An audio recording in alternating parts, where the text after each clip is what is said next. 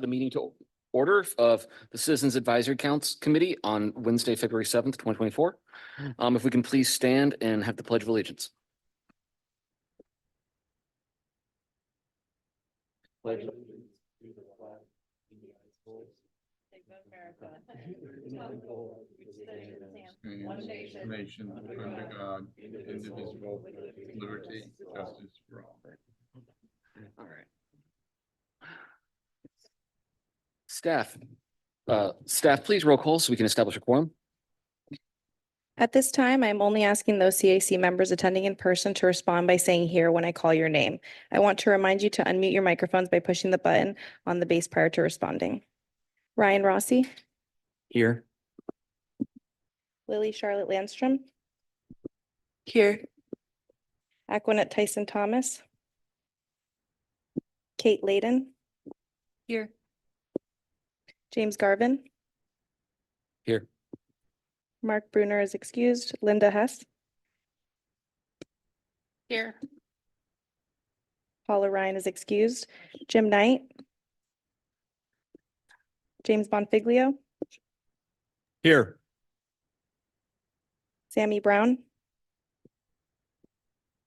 Vijay Mishra,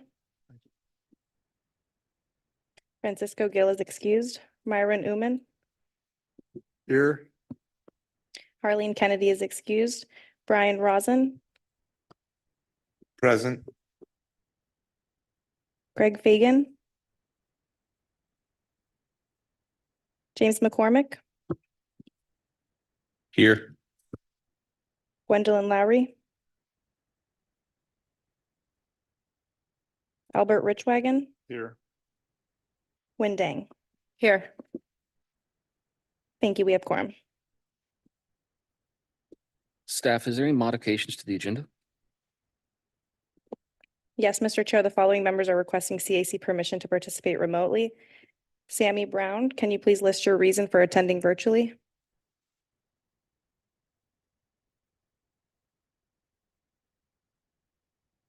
Okay. Vijay Mishra, can you please list your reason for attending virtually?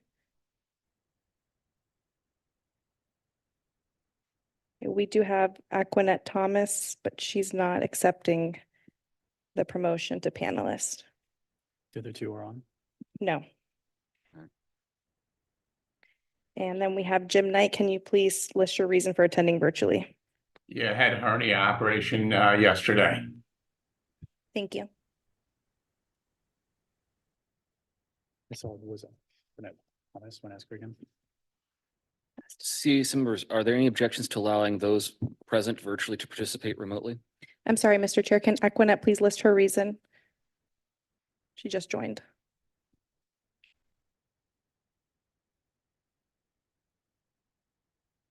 Okay, we can move forward.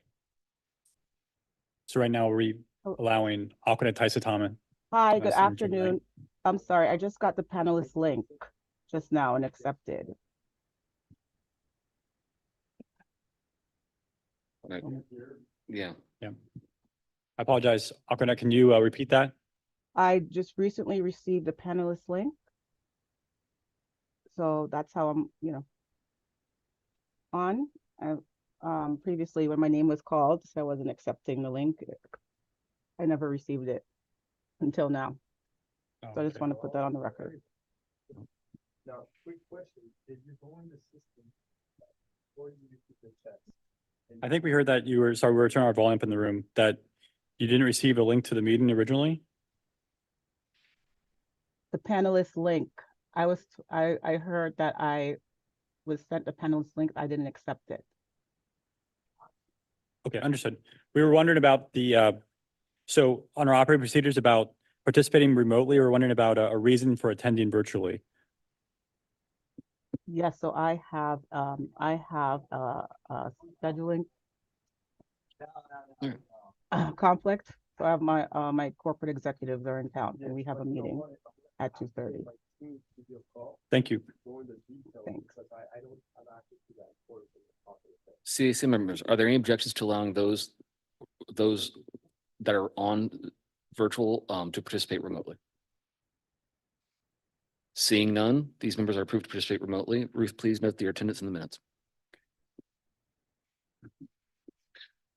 Are there any changes to the minutes? We need a motion to approve the minutes on October 4th, 2023. Are there any changes to the minutes? If not, can I have a motion to adopt the minutes as presented? I'll move to approve the minutes for our December 6, 2023 meeting. Second. Any discussions? All in favor, please say Aye. It passes. General public comments. Instructions on how to provide public comments are included in the agenda. Staff, have any general comments been received? No, Mr. Chair. All right. At this time, I want to invite any CAC member comments on items not already on the agenda. For our members participating remotely, please utilize the raise hand feature in the Zoom platform, and then remember to unmute your microphone once you are recognized.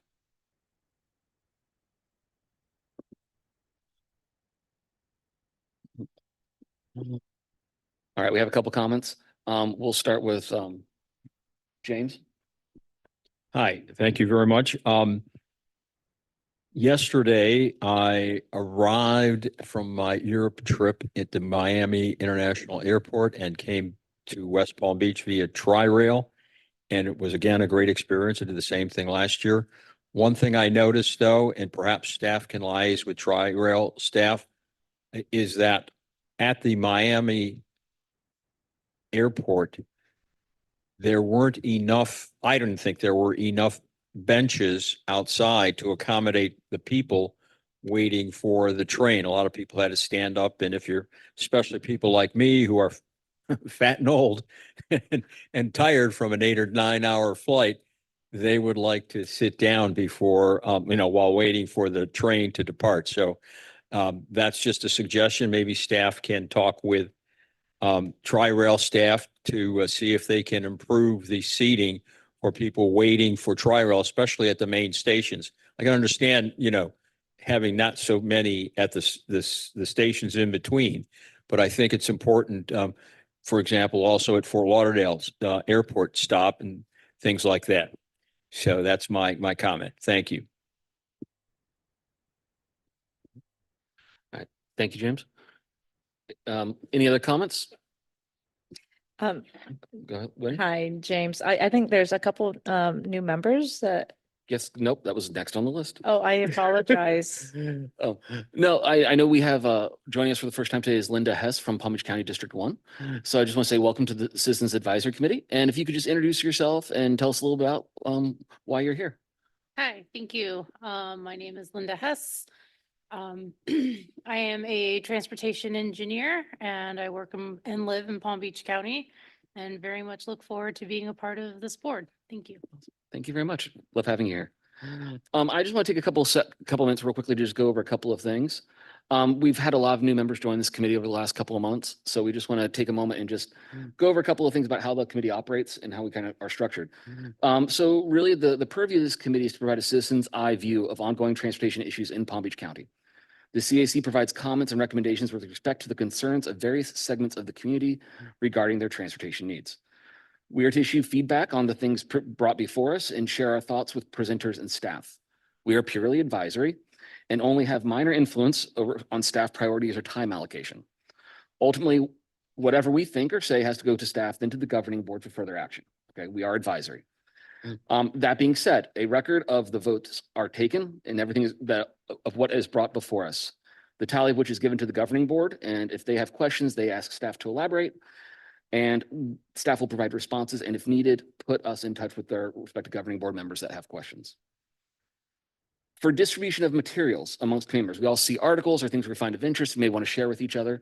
I encourage you all to bring them up during member comment section of the agenda, in which case if the board is in agreement, staff will then distribute them to everybody on the committee. I also make sure we have respectful and productive discussions. We're all here because we have an interest in transportation and infrastructure. We all care about our community and making sure the voice of citizens of Palm Beach County are accounted for. This agency, staff, and your fellow members are here to do their best. We need to be mindful of that as we review items before us. So I encourage everybody to preserve a respectful decorum with civil, orderly discussions. And secondly, and finally, we are all busy people. We are here volunteering our time, away from work, families. Staff likewise has much to do. While we have a purpose to ask questions and do our due diligence, I want to ask that we all be mindful of time, be efficient with our questions, listen to the answers, and let's not retread covered ground or take unnecessary off-topic tangents. Just want to be able to move everybody's time along, and I greatly appreciate the privilege of you all of being your chair for next year. So with that said, are there any other comments from members? Yeah, Myron. Thank you. Thank you. And the description of the committee is excellent. I'd just like to add one thing. State and federal law requires this committee to have a distribution of interests among its members. And periodically, the staff surveys the membership to determine the extent to which the committee is in compliance. Its membership is in compliance in that respect. I represent the octogenarians. That's all I have to say. Thank you. Thank you, Myron. With that being said, no further comments are noted, so we're going to move into the liaison report. And invite Andrew to provide the update. Thank you, Mr. Chair. So a few updates for you. There's a printout in front of you, and then this is going to be available online. And thank you. We had members mention to us that we didn't have these available for past meetings, so we uploaded those or are going to be doing that. The first one, just we have our TA program. This is a small $5 million total that goes towards transportation alternatives. We prioritize that, and you'll see that in the list of priority projects coming up in the middle of this year. Our local cities are have a deadline of February 16th to get that into us, and then we'll review those products and score them and prioritize them. Next is the Safe Street Summit for 2024. The Safe Street Summit's been going on for a couple of years now. It's been a great collaboration between the three MPOs in South Florida, so Broward, Miami-Dade, and Palm Beach County. This year, it's going to be hosted at the Intercontinental in Miami, and you can register at safestreetsummit.org. Florida Bike Month is coming up. We're going to have Valentina Facus, our bicycle pedestrian coordinator. She's going to have a presentation more about what we're doing during that month. We're also, just an update for you all, one of the bigger federal grants that came out in this past bipartisan infrastructure law was Safe Streets and Roads for All funding. And a lot of our communities have applied for safety action plans for that. And they're all going towards implementation here soon. I think we have half a dozen or so. We're going to have a roundtable here and to discuss sort of where everyone's going to be heading with those and making sure we're all coordinating consistently between the partners. The 2050 LRTP is still ongoing. Right now, our staff is assessing the call for products that we have submitted from all of our partners. I think we have a couple hundred to get through. And so we'll be reviewing those, scoring those based off of our goals, objectives, updating our 2050 LRTP. And you all will start seeing that pretty soon here in the next about 2 months. So we'll be going out to communities with those projects. Next slide. And then the ones we had in the screen here have been a few of the grants we have going on. And those are really for our partners to get involved in. We have AARP, a safety grant from FDOT. And there's also a Road to Zero community traffic safety grant. I believe that's all we have, correct? Okay. That's all I have for you. Thank you. Are there questions from members? I have a question. Andrew, on the list that we have, there's a couple grants that was not mentioned. One is the Road to Zero Community Safety, Traffic Safety Grants. Mhm. National Safety Council, can you give us a little more information on that?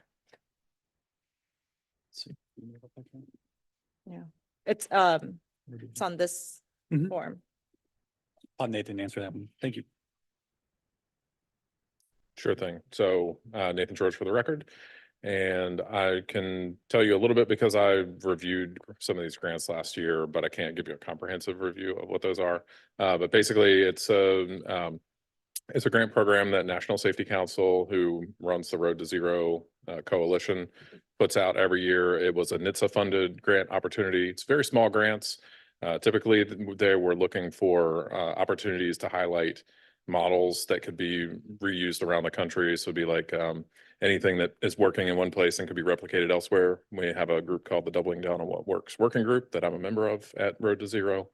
And so that program is really intended to provide funding for very small and tactical safety type projects that then you can use for peer exchange and sharing that information around the country for others to potentially do similar projects. So it's funds things like local road safety initiatives or anything that's smaller and maybe could use a little bit of additional emphasis. Some of it is more on the behavioral side, so not so much actual tangible projects, but more like education, enforcement, and activities like that as well. Thanks. Do we have any public comments? No, Mr. Chair. And seeing no further member comments, we will move on.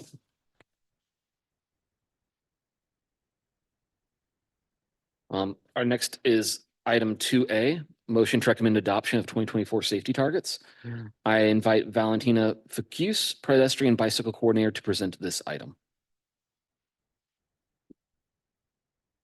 Thank you, Mr. Chair. Good afternoon, everyone. My name is Valentina Ficuse. I'm the pedestrian bicycle coordinator here for the Palm Beach TPA. And for today's presentation, I will be giving you all a brief overview of and also requesting a motion at the end of this presentation to adopt the performance measures, specifically the safety targets for this. So why performance measures? Well, this is federally required. And specifically, the safety targets are the ones that are federally required. So although only the safety targets are the ones that are required, we do perform other performance measures in alignment with our adopted 2045 long-range transportation plan, preservation, safety, efficient, connected, and multimodal, which are our goals. So these are the 5 safety measures. It's the number of fatalities, rate of those fatalities per 100 million vehicles miles traveled, the number of serious injuries, and the rate of those per the 100 million vehicles miles traveled, and the total number of non-motorized fatalities and serious injuries. So here's a brief history of those safety targets. The TPA actually adopted 0 back in 2018 and continued that forward and will continue that forward. Then the TPA adopted a Vision Zero action plan back in 2019 and then adopted its Vision Zero action plan in 2021. Then the state adopted the target towards zero target back in 2018, and US DOT has a long-term target of 0.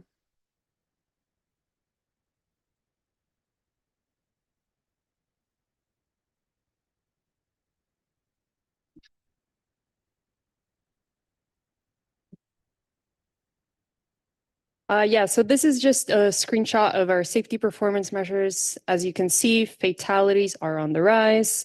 Serious injuries, it looks like it went down, but overall fatalities are on the rise and we are having a crisis. So on the screen before you, you'll see a screenshot of the fatalities and the vehicles miles traveled. As you can see, vehicles miles traveled, although it is going up at a steady rate, although our fatalities are superseding that vehicle miles traveled.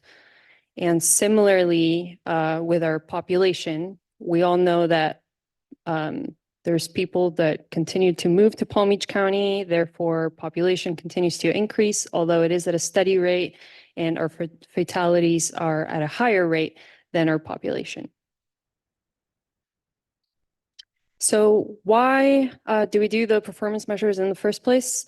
Or I'm sorry, why do we have these fatalities? Why are these fatalities on the rise in the first place?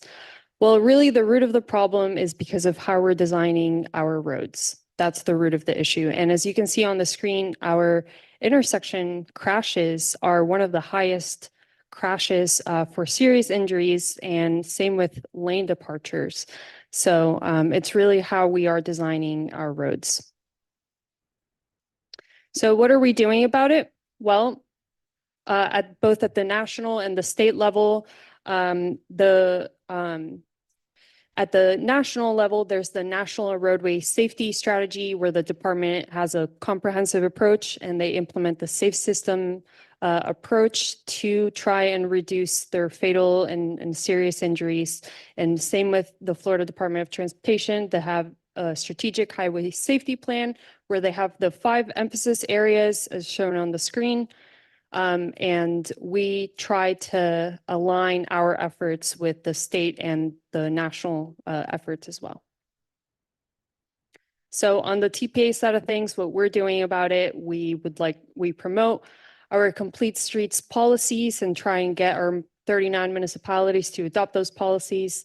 So far, 6 municipalities have adopted a complete streets policy.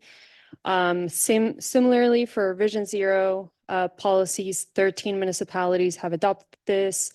We also encourage our municipalities to apply for any federal grants or local grants, such as the Safe Streets and Roads for All grant, the Local Road Safety Program.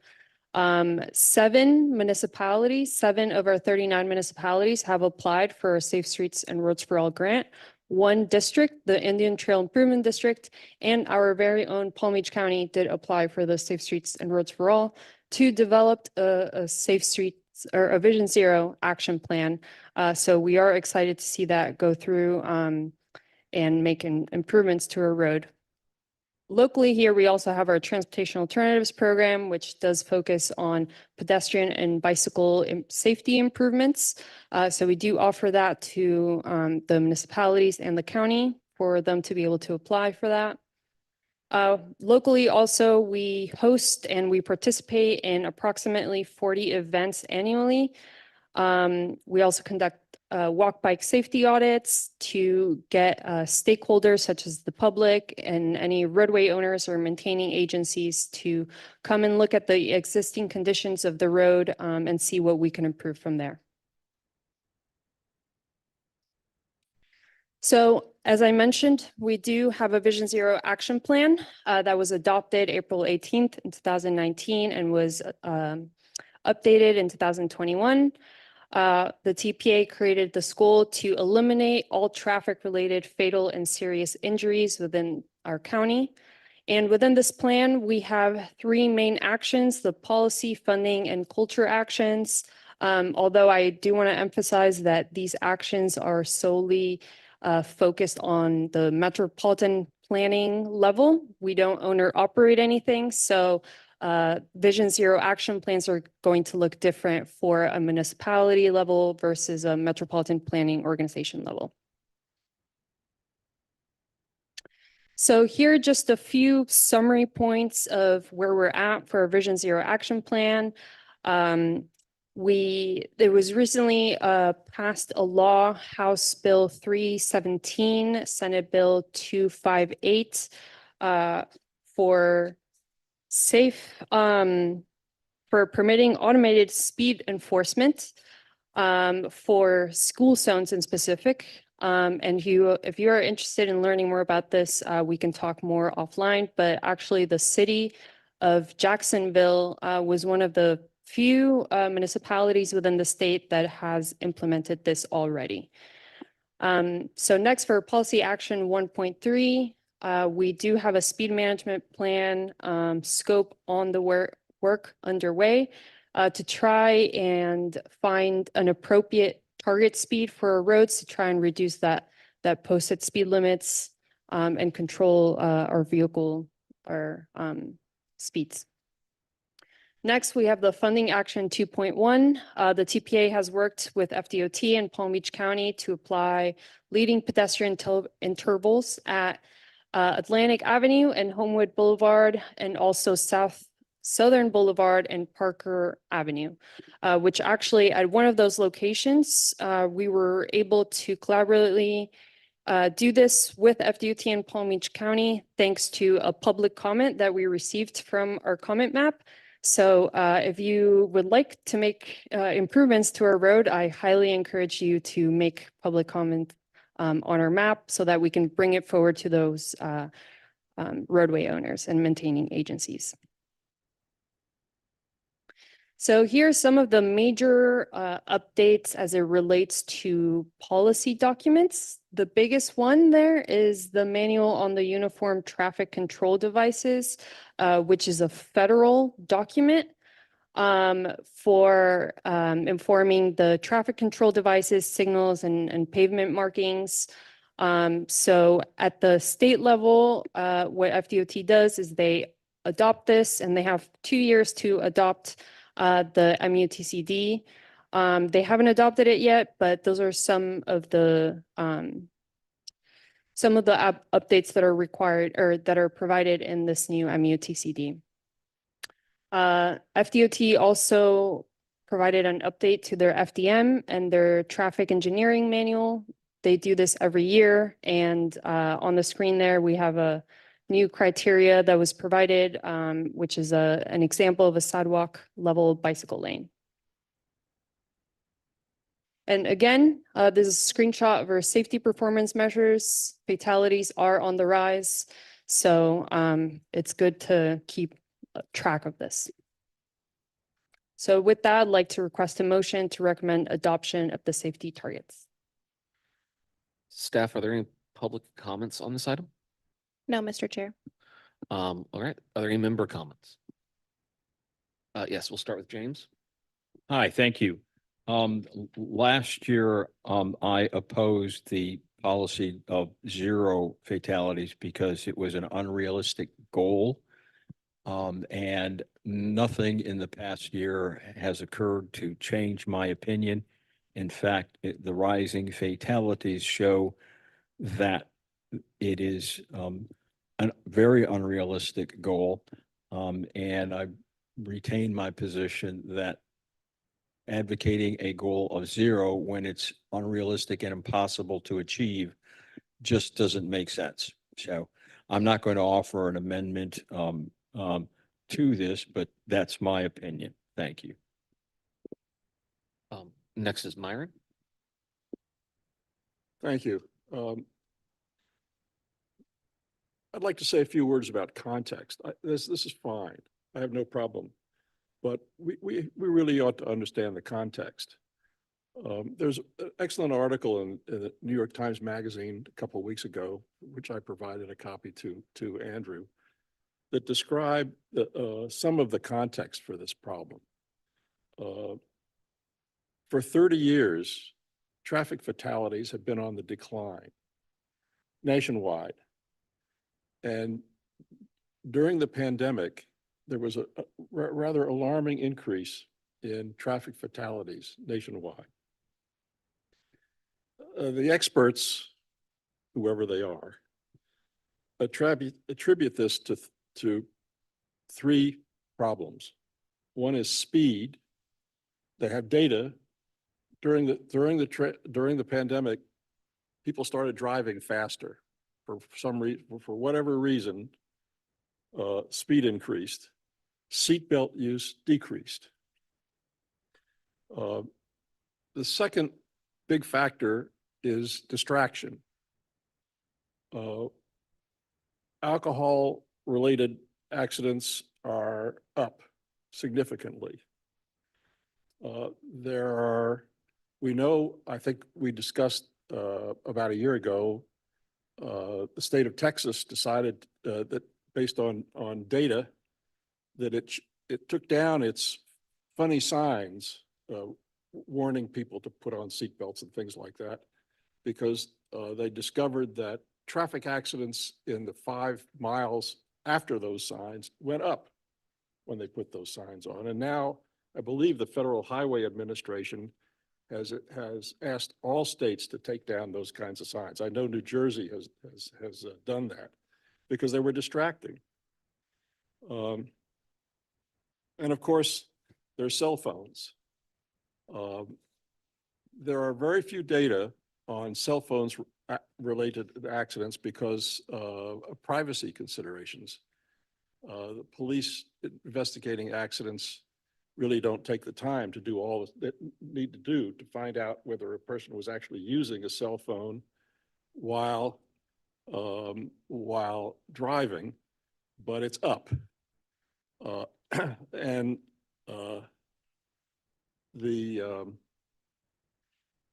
a survey by the Insurance Institute of Highway Safety in 2022 found that 20% of drivers said that they were regularly scrolling social media, reading emails, playing games, watching videos, or posting them while driving. And studies have shown that if you're talking on the telephone while driving and you hang up, you do not concentrate on driving for 30 more seconds. The effect of talking on the phone lasts for 30 seconds after you hang up. So these are the real problems behind our alarming increase in traffic fatalities. And while anything that can be done in designing streets to reduce speed, which is narrower lanes and roundabouts and things like that, is great, particularly near schools, of course. But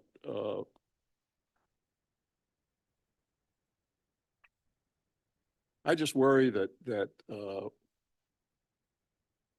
we're not doing enough as a state, as a country, to attack the real problems, the underlying problems of speed, lack of seatbelt use, and distracted driving. Thank you. Thank you, Myron. Next we have Wynn. Hi. James, I have to respectfully disagree that anything but zero is the only target that we are, it's acceptable.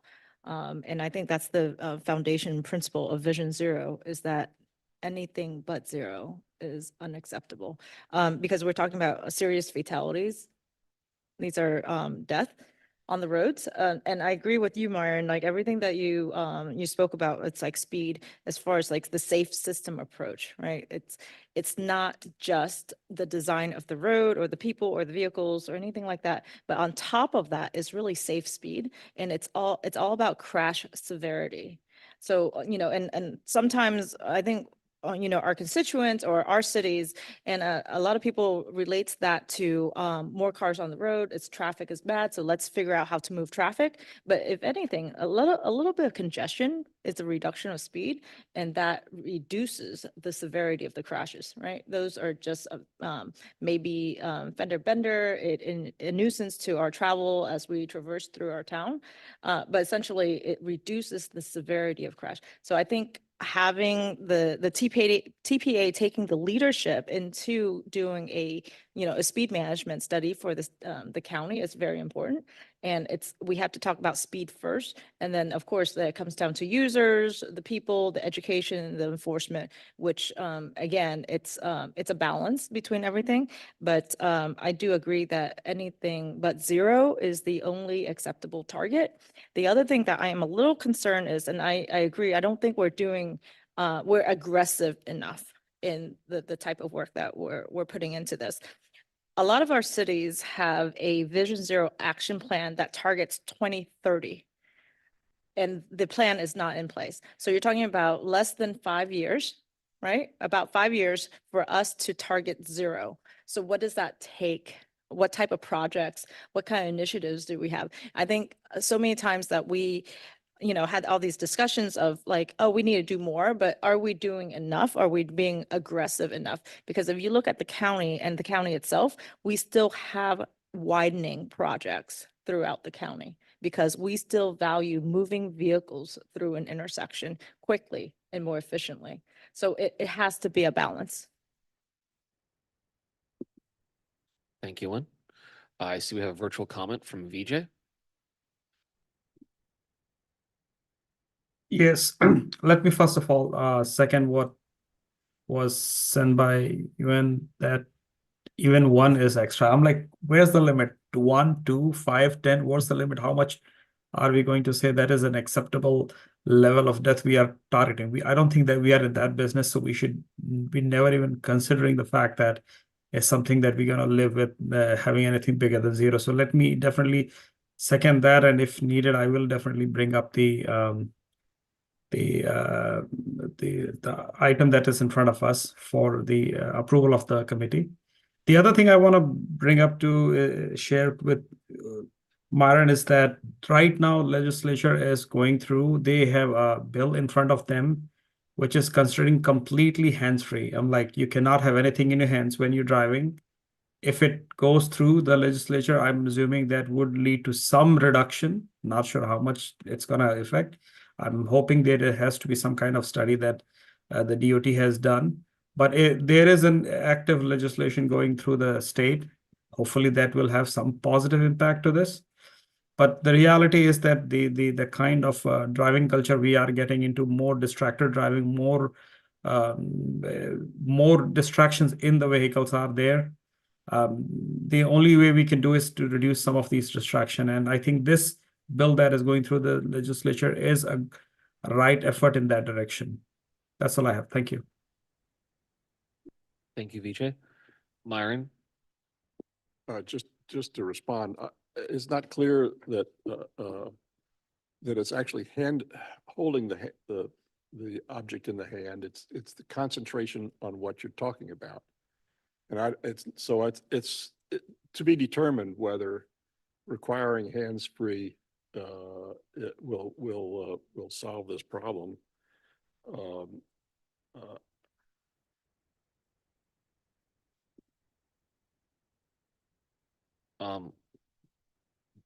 James, you have one comment? I do, probably a minor point, but I think it's somewhat hypocritical to attack distracted driving when the state sanctions distracted driving and makes money from distracted driving by putting up billboards along the rights of ways and lets private businesses put up billboards. You see them all up and down I-95. And if they didn't work, if they didn't distract the driver and draw their attention to the billboard, then the billboard people wouldn't put them up. So the state actually contributes to distracted driving by either allowing them on the state's right of way or authorizing the building and maintaining of the billboards by zoning requirements. So that's just, I think, a big hypocritical point. Thank you. So I just want to say that I'm all for audacious goals. I think that Vision Zero is great. I personally like seeing the efforts being made despite the trends, and I think that work needs to continue. So with that being said, do we have any motions? So move. Second? Second. All in favor, please say aye. Opposed, say no. Aye. Aye. Aye, sorry, it's late. Do you have one more comment? Oh, so sorry. So sorry. Yes, go ahead. I know we already voted to approve, but you know, the issues that Myron brings up, speeding, being on your phone, distracted driving, they all seem like very easily enforceable fixes, like Yulin mentioned. I just wonder, does the TPA have any way to like connect with the sheriff's office, talk about, you know, how can we ensure that these are being enforced in our highest risk areas? Is that something that's going on at all?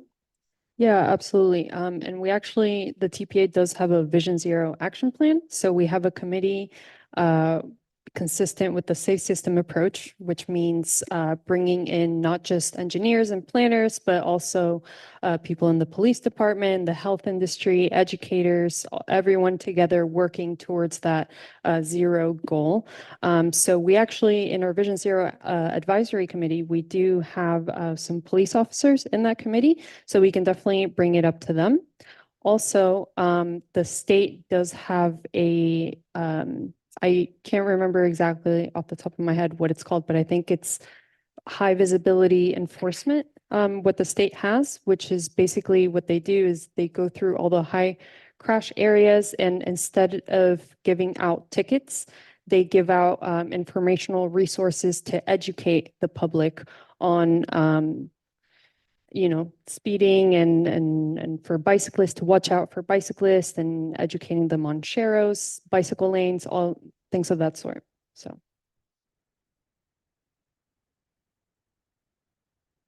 Myron? Thank you. Well, I didn't want to say this before, but I guess I have to right now. The other day, I saw a police officer driving his black and white with one hand, with a cell phone to his ear in the other hand. So we have a bigger problem. And I think that we used to have public information campaigns. Saw them all the time on television. Wear your seatbelt, do this, do that. That doesn't happen anymore. If we're going to solve this problem, it's behavioral. The infrastructure changes are fine, but they take time and money. And you concentrate on one intersection and you spend all your money on one intersection, two or three intersections a year. Maybe, that's great, but they're behavioral problems. And without attempting to change behavior, we're never going to solve this problem. All right. I don't believe anybody disagrees with that, Myron, but there's also only so much that we as a committee can do. So, We could ask the TPA board, which has influence, to talk to other TPA boards and talk to the Florida Department of Transportation to develop behavioral change campaigns. It's And- possible. Andrew, do you wish to speak on this? Sure, and I can comment on these real quick, but also I want to get clarification on the vote. Do you want to start with clarification of the vote, or do you want me to say some words to you? Okay, so we had the vote in favor. Were there any oppositions to it? No. We have one from Yes, James. opposition, it Oh, was yeah, no. Understood. Did we have it, and then everyone online there was no opposition online with the 4 votes, and they were all present for it? Yes. Okay, good. Thank you. And then, no, this is all great discussion. And I think it's like Byron, what we're saying with all these sort of larger issues at hand here, and all these partners involved from the national level all the way down, different entities.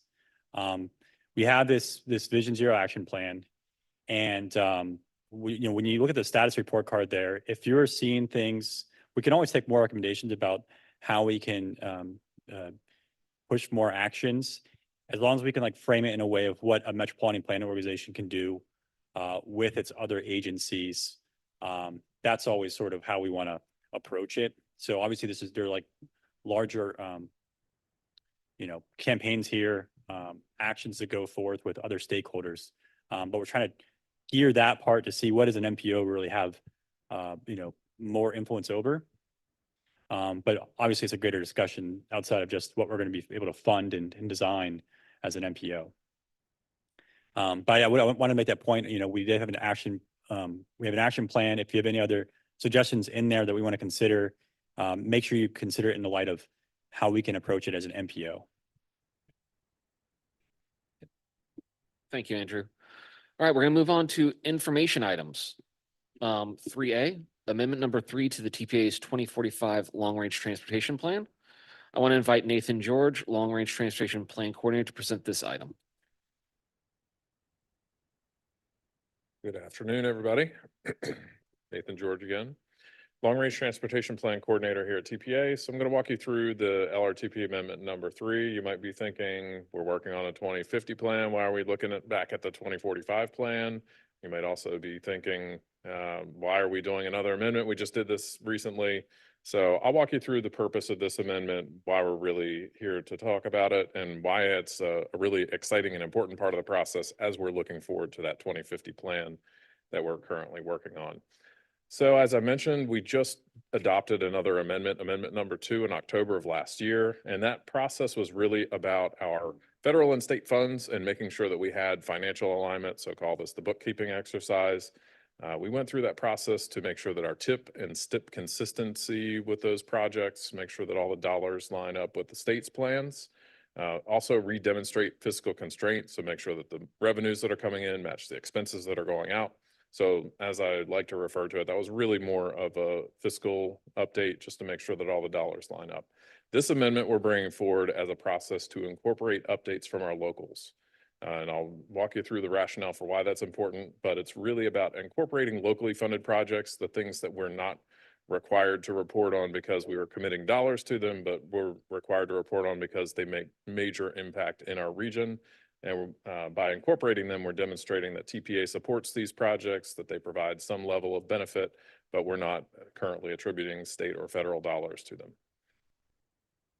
So local projects, this comes from the 2045 section of the plan called the LRTP local prioritization, which is just a list of primarily of county projects. They're projects that are delivered using local funds. So it's money that's coming out of the local government's tax roll, and that's being used to pay for these projects.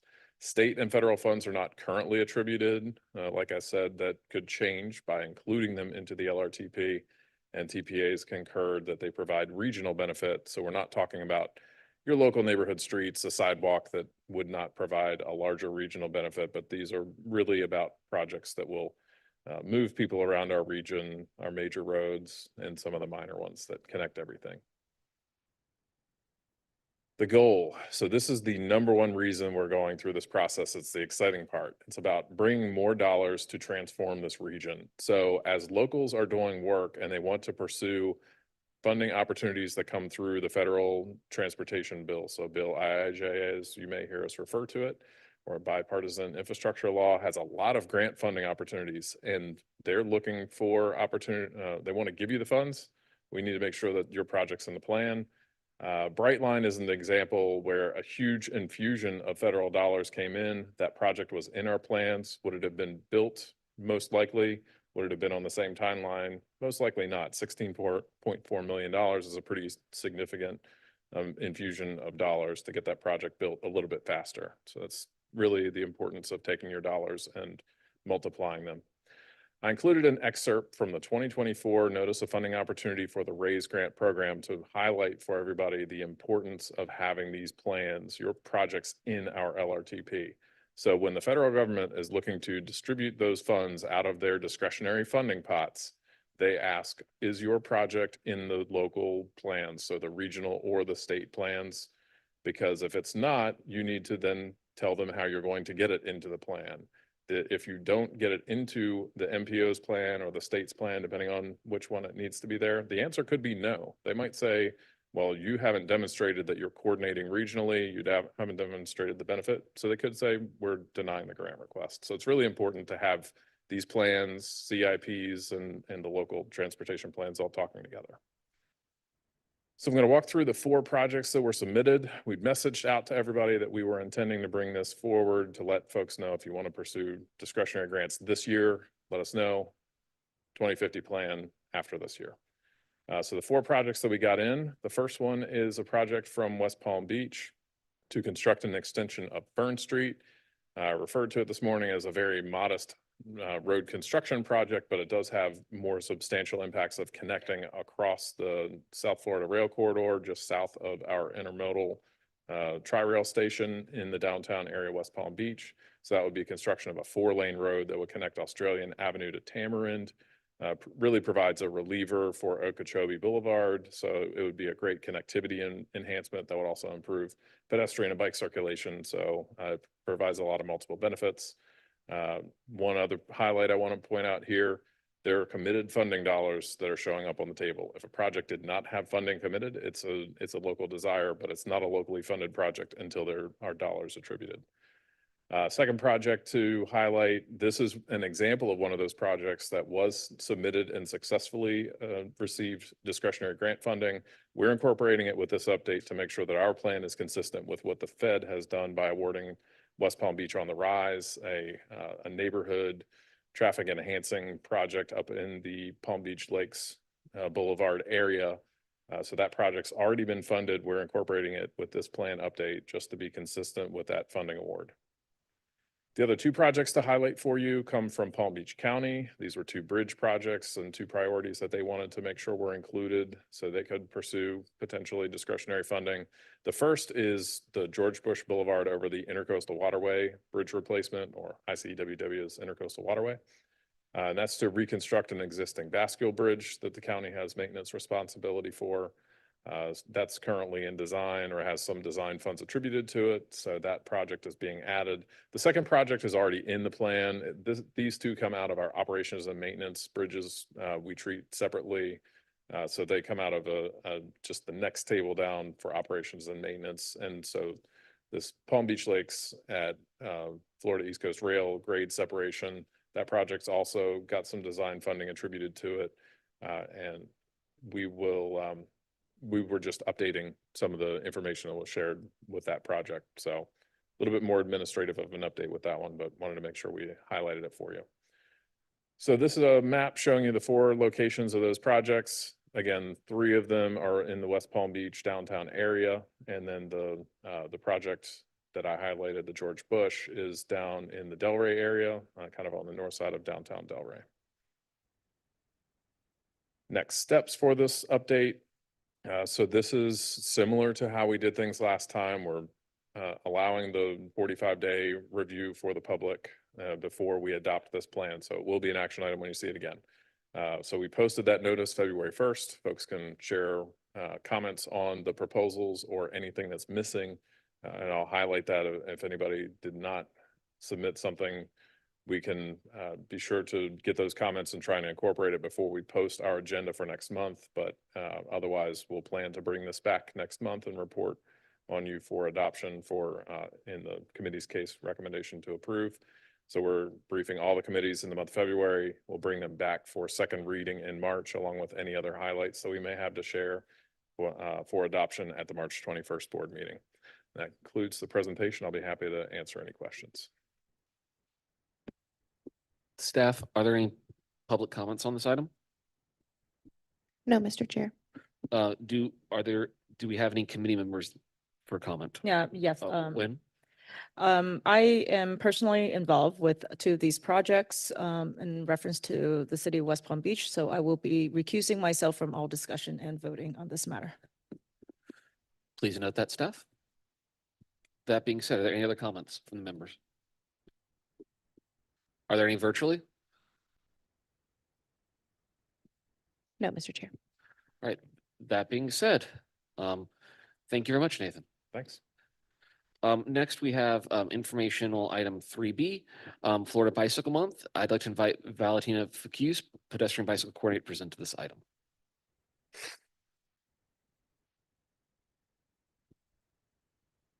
Good afternoon again. It's Valentina Facuse, a pedestrian bicycle coordinator. And on a more positive note, I will be presenting to you all some of the activities and events for Florida Bicycle Month that's coming up here in March. So here are 4 different ways that you can all get involved for Florida Bicycle Month. The very first one, and this is more so for municipalities and the counties, however, you are more than welcome to participate, is to adopt a proclamation. The TPA does encourage all of our 39 municipalities in the county to adopt a proclamation for Florida Bicycle Month. So we are looking forward for our municipalities to do that. The TPA will also be involved in some events. We'll be hosting our own webinar, our annual TPA bicycle ride that you are all more than welcome to participate on. And we also encourage everyone to host their own Florida Bicycle Month event. So whether that's a bicycle ride throughout your neighborhood, or hosting a bicycle safety event, or whatever the case it may be, we encourage you to do so. So on the screen before you, you'll see a list of all of the municipalities and just agencies in general that have adopted a proclamation for Florida Bicycle Month. That was a total of 18 agencies. For this year, our goal is to have a total of 20 agencies adopt a proclamation.